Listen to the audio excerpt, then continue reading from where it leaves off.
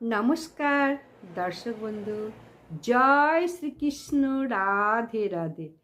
আজ তোমাদের প্রত্যেকে সুখ শান্তি সমৃদ্ধি কামনা করে আমি আমার ব্লগটা শুরু করছি।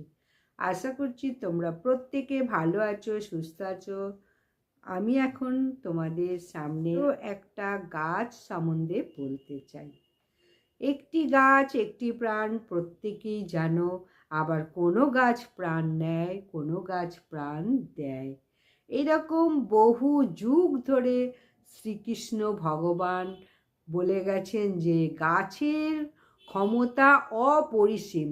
কিন্তু এই গাছের ক্ষমতা সম্বন্ধে প্রথমে জানতে হবে।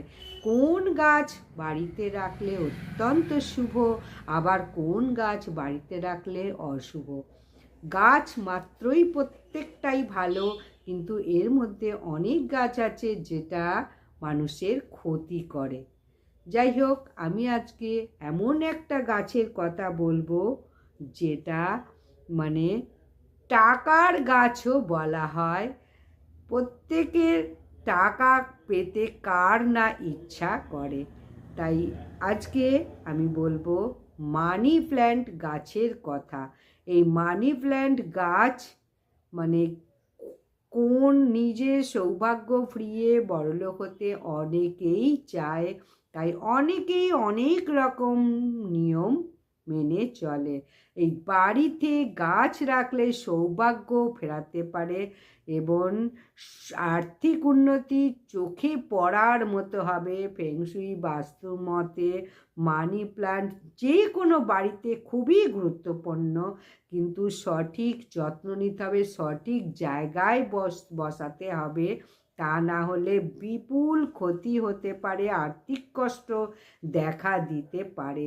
তাই মানি প্ল্যান্ট রাখার সময় অনেক কিছু নিয়ম মানতে হবে।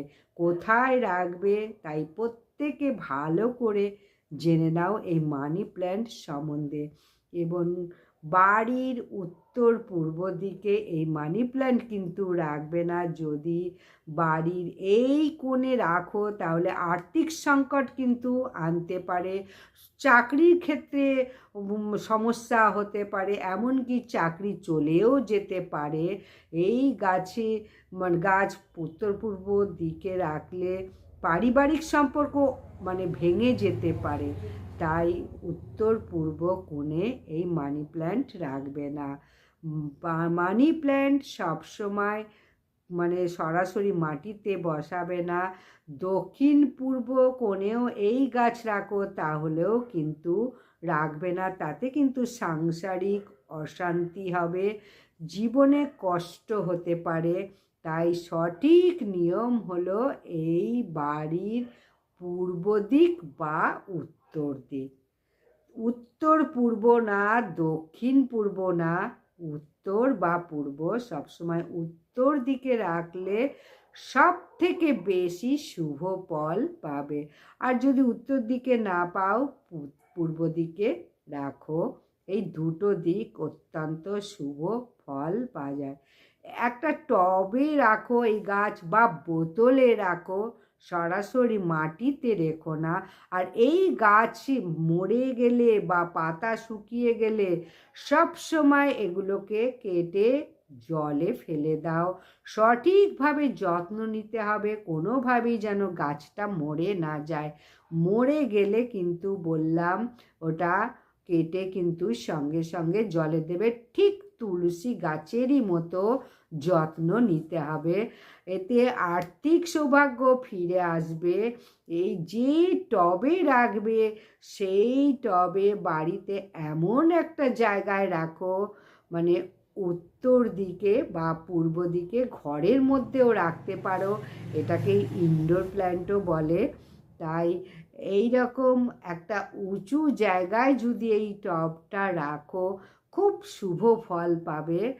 আর একটা কথা বলবো, এই গাছ মাটিতে যেন গড়াগড়ি না যায়। যত উঁচুতে উঠবে তত পারিবারিক সুখ শান্তি বজায় থাকবে। সাংসারিক কোনো অশান্তি কলহ থাকলে সেটাও কিন্তু সুখের হবে। আর আর্থিক সমস্যা থাকলেও অর্থ কষ্টে থাকলে এটা কিন্তু এই গাছ বসালে সমস্যা মিটে যাবে। অর্থের দিক থেকেও কিন্তু প্রচুর লাভ হবে। তবে এই গাছ কবে বসাবে? এই গাছ সাধারণত বৃহস্পতিবার বসাতে পারলে অত্যন্ত শুভ। এবং এই গাছ কোথা থেকে নিয়ে আসবে এটা সব সময় মনে রাখবে। যে গৃহে প্রচুর ধন সম্পত্তি আছে সেই গৃহ থেকে যদি একটু চুরি করে নিয়ে আসতে পারো অত্যন্ত শুভ ফল পাবে। বললে অনেকেই অনেক কথা বলবে, চুরি করা মহাপাপ, কিন্তু গাছ একটু যদি চুরি করে আনো তাতে মহাপাপ হবে বলে মনে হয় না। অনেকের বাড়িতে প্রচুর হয়, একটু ছোট্ট টুকরো কেটে আনবে যাতে গাছের কোনো ক্ষতি না হয়। চুপি চুপি একটু ছোট্ট টুকরো কেটে এনে বৃহস্পতিবার বসাও। আর এই গাছ ভুলেও কিন্তু কাউকে দিও না। এটা হচ্ছে টাকার গাছ। তোমার সেই গাছের সঙ্গে তোমার গৃহের টাকা কিন্তু সব চলে যাবে।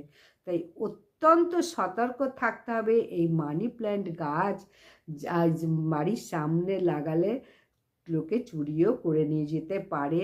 তাই ছাদের উপরে বসাও বা ঘরের মধ্যে বসাও, অত্যন্ত শুভ ফল পাবে। চুরি করে নিয়ে গেলে ওই গাছের সঙ্গে তোমার ঘরের টাকাও চলে যেতে পারে, এটাই বিশ্বাস করা হয়, এটাই শাস্ত্র বলছে। যাই হোক, এটা আমার কথা না, এটা শাস্ত্রের কথা।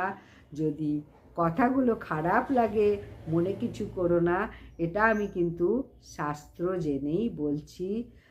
তাই প্রত্যেকে যদি ভিডিওটা ভালো লাগে লাইক সাবস্ক্রাইব শেয়ার করে দাও এবং পাশে থাকা বেল আইকনটি প্রেস করো এই রকম নতুন নতুন ভিডিও পাওয়ার জন্য। প্রত্যেকেই ভালো থাকো, সুস্থ থাকো। এখানেই শেষ করছি। নমস্কার।